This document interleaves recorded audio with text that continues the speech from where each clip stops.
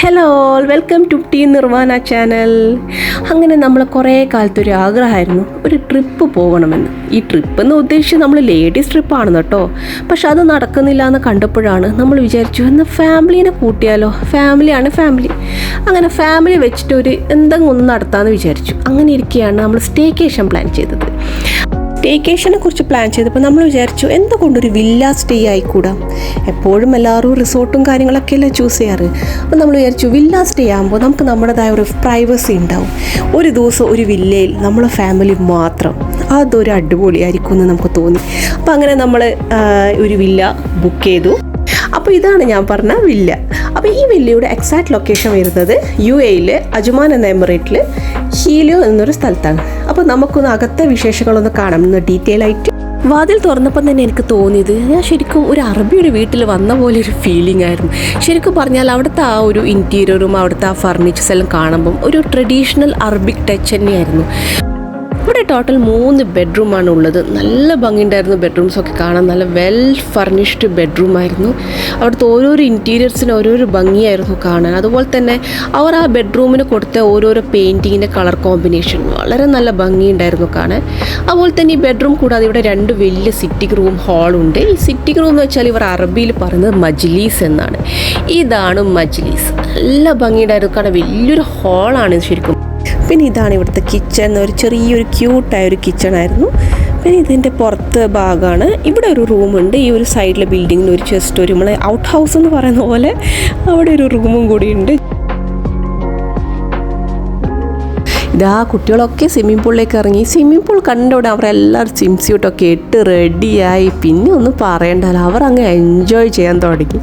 പിന്നെ സ്വിമ്മിംഗ് പൂളിൽ ആർക്കല്ല ഇഷ്ടമല്ലാത്ത ഇറങ്ങി കളിക്കാനും ഇങ്ങനെയൊക്കെ. ഈവൻ നമ്മളായാലും ശരി, വലിയ ആൾക്കാരായാലും ശരി, ചെറിയ ആൾക്കാരായാലും ശരി, സ്വിമ്മിംഗ് പൂൾ കാണുമ്പോൾ നമുക്ക് എന്തായാലും അതിലിറങ്ങി ഒന്ന് കളിക്കാനൊരു വല്ലാത്തൊരു ആഗ്രഹം തന്നെയായിരിക്കും.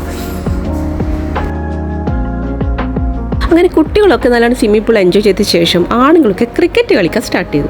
നമ്മൾ പെണ്ണുങ്ങൾ വിചാരിച്ചു വലിയ കൈവശം അറിയില്ലെങ്കിലും ഈ ക്രിക്കറ്റ് ഒന്ന് കൈ നോക്കാമെന്ന് വിചാരിച്ചതന്നെ നമ്മളങ്ങ് രംഗത്തിറങ്ങി. പിന്നെ സംഭവം ഇടുമായിരുന്നു കേട്ടോ. 2 ടീമൊക്കെ ആക്കി നമ്മളങ്ങ് പൊളിച്ചു.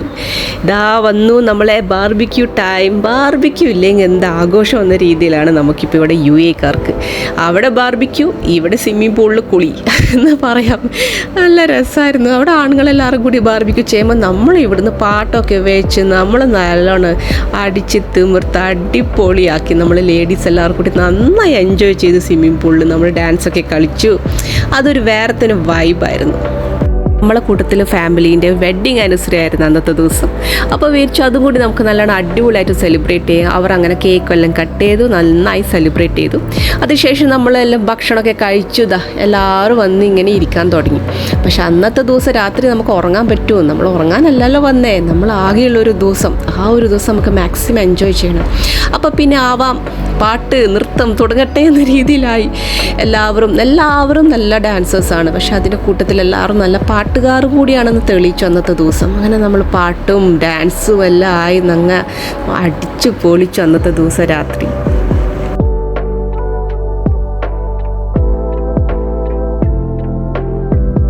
അങ്ങനെ തലേ ദിവസത്തെ അടിപൊളി എൻജോയ്മെൻ്റ് ഒക്കെ ശേഷം ഇതാ നെക്സ്റ്റ് ഡേ ആയിട്ടുണ്ട് ഇപ്പോൾ. അങ്ങനെ നമ്മൾ ബ്രേക്ക്ഫാസ്റ്റൊക്കെ കഴിച്ചു. ബ്രേക്ക്ഫാസ്റ്റ് വെച്ചാൽ നമ്മളുള്ളത് അവിടെ ഇവിടെ എന്താണുള്ളത് അതെല്ലാം വെച്ചിട്ടുള്ളത് ഒപ്പിച്ചു. പിന്നെ ഉച്ചക്ക് നമ്മൾ നെയ്ച്ചോറും ചിക്കൻ കറി ആക്കാമെന്ന് വെച്ചു.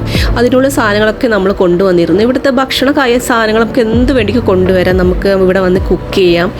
വേണ്ട പാത്രങ്ങളൊക്കെ കൊണ്ടുവന്നാൽ നമുക്ക് അതിനനുസരിച്ച് എന്താ വേണ്ടി കുക്ക് ചെയ്യാം. അപ്പോൾ അങ്ങനെ നല്ല അടിപൊളി നെയ്ച്ചോറും ചിക്കൻ കറിയെല്ലാം അങ്ങനെ ആയിക്കൊണ്ടിരിക്കുവാണ്.